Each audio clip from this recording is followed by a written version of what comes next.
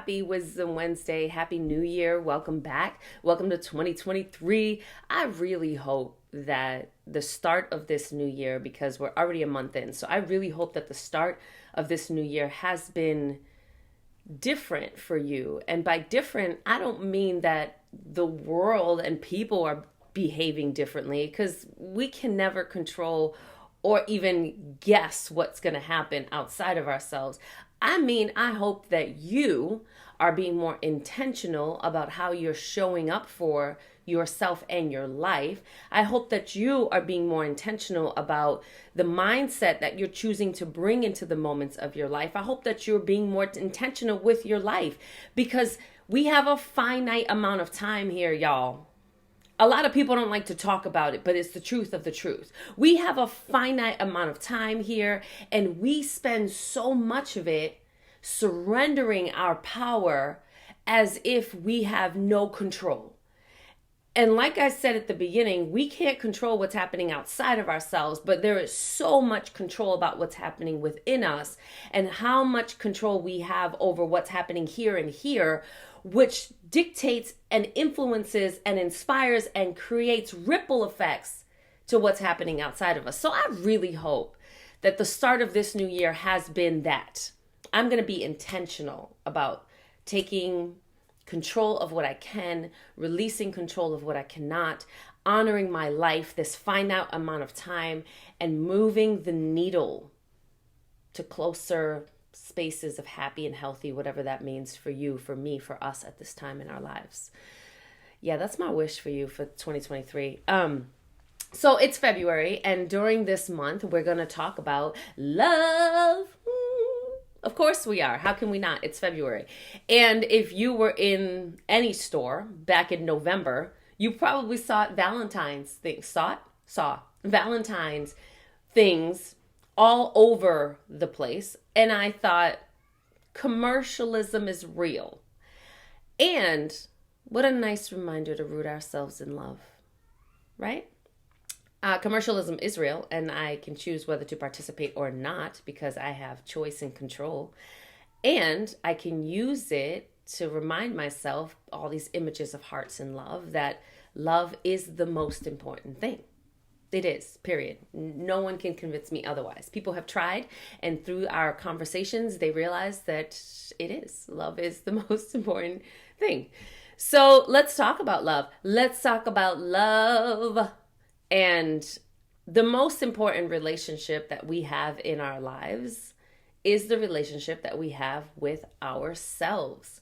And I'm talking about humanly, person-to-person relationship, because the relationship that you have with you will dictate, influence, and inspire the relationships that you have everywhere else in your life. When you are not feeling good about who you are, and you don't know or have not returned to understanding and remembering and practicing the awareness of your self-worth and your value and how amazing and incredible you are, you will make decisions that align with that space of lack in hopes that other people can fill in those spaces for you, which they can't. They can temporarily make you feel better. They might be able to tell you a joke and make you laugh. They might be able to do your groceries and help you check something off of your to-do list. But they cannot, nor should they be responsible for your love for yourself, your happiness with yourself and your life, your inner peace. They can't. They can help. They can contribute, but they cannot be the source of. That has to be an inside job, right? So in talking about loving ourselves, a lot of women will say to me, how do I even begin? I love this question because it forced me to really think about, how did I begin? And I've shared this before. At that time, I was reading my Bible every day, and I was really into the word because at that time I was a Christian. And I remember reading the scripture where someone said to Jesus, what is the most important commandment? And he said, the most important commandment is to love thy neighbor as you love yourself. And the part as you love yourself that word as came off the page. And then I realized, like, oh my gosh, it's as you love yourself, because the more that I love myself, the more that I can show up with love for my neighbor and give from my overflow. The more that I love myself, the more that I can show up with love for my daughter, for my coworkers, for the people in the spaces in my life. And the less that I love myself, the more that I expect them to behave differently so I can feel better, expecting that they're the reason or the source or the power and the control of my life. It was like a moment. I felt like my brain, my skull opened up. My brain came out in pieces. There was electricity and lights and power and energy. And then it came back into my head and it was like, zoom. You know, like, it's very cartoonish, I know, but that's what it felt like. And it was such a moment for me of, oh my gosh, I have got to change my practices and really commit to loving myself. So the first thing that I did was I made a decision that I was going to learn how to get back to that space of loving yourself. And I say get back to because I believe that loving yourself is a natural state of being, right? When babies are born, they only know love for themselves and for the world around them. That's all that they know. And then life, parents, society, teachers, peers will slowly chip at that. And if that child does not have consistent reinforcement that it's okay to love yourself, that it's okay, and has models and practices of how that looks, they will grow up to be disconnected from their love. So we have to make a decision that I'm going to learn how to return to my love. And there's so many practices. Literally, we're going to talk about some practices next week, but there are so many practices. And the most important first thing you have to do is make a decision. And for me, when I make a decision, I always write it down and I put the date on it. I write it down because it feels like I'm signing a contract and I'm putting it into the world, right? I'm making it official by putting it in writing. I like to date my stuff, and then sometimes I literally sign it. So my suggestion for you is, if you're in a space where you are realizing, like, I got some work to do, good. Congratulations. You're human and you're self-aware, and that's fantastic. And progress is progress is progress. And I would recommend that you write it down.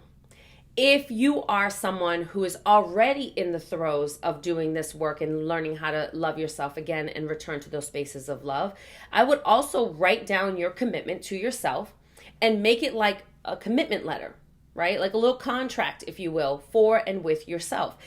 Again, the reason why we write it down is because it makes it that much more real, and it helps us have something visual to go back to when we miss the mark, because we will. Because if we spend a lot of time beating ourselves up and seeing ourselves as not good enough and not worthy enough, it is going to take some time and some practice to undo that, right? And having this concrete thing written down, I used to post it on my wall, and I would read it every morning. And even when I didn't feel like it, I would read it every morning and, like, right, I committed to that. I made a decision and I'm going to follow through with that. And whatever that meant for me for that moment or for that day, right?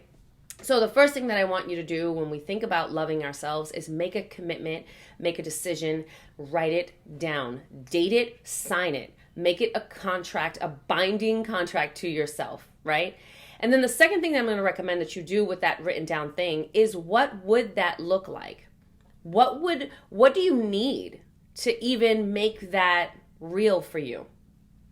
The number one thing is a practice of self-awareness, where you pay attention to the thoughts that pop into your head, and then you, without judgment, you just pay attention. You're like, ooh, I think a lot of negative thoughts about myself a lot. That is really valuable information, right?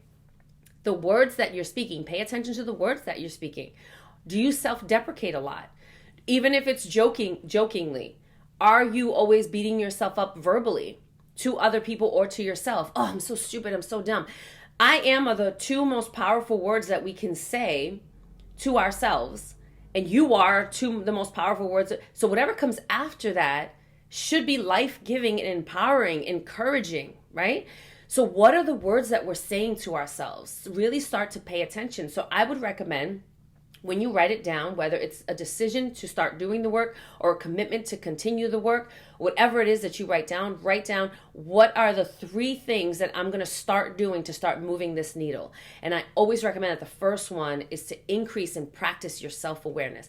Pay attention to the thoughts that you allow to linger. Pay attention, and the ones you make room for, right? Because we can't always control the thoughts that pop into our head. What's happening on the subconscious and conscious levels is really magical and amazing. And sometimes thoughts pop in. It's like, whoa, where'd that come from? But we can acknowledge what the thought is and then decide whether we're going to give it room, right? So start just paying attention to that. Pay attention to the words that you speak. So the first is pay attention to my thoughts. The second is pay attention to the words that I speak. And the third is I'm just going to pay attention to and become more aware of the actions that I'm taking in my life. And are those actions supporting my decision to love myself? Are those actions supporting my commitment to love myself?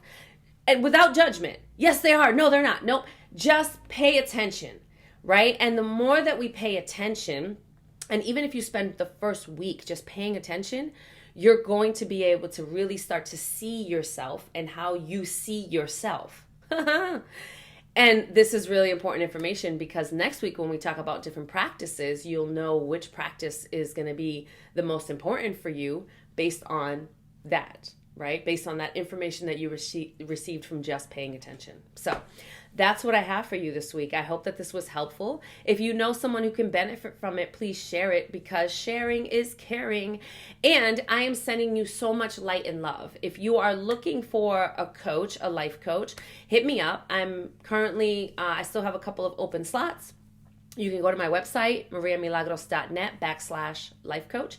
And if you're looking for someone to speak at your event, conference, to do some PD training, some leadership training for your teams, let me know. Hit me up, mariamilagros.net/speaking. And that's it for this week. I'm sending you all the light and love, and I hope that this was helpful. And I hope that you are being intentional about moving the needle because, yes, 2023 really needs to be about being intentional, right? Owning our lives. All right. I'll see you soon. Peace.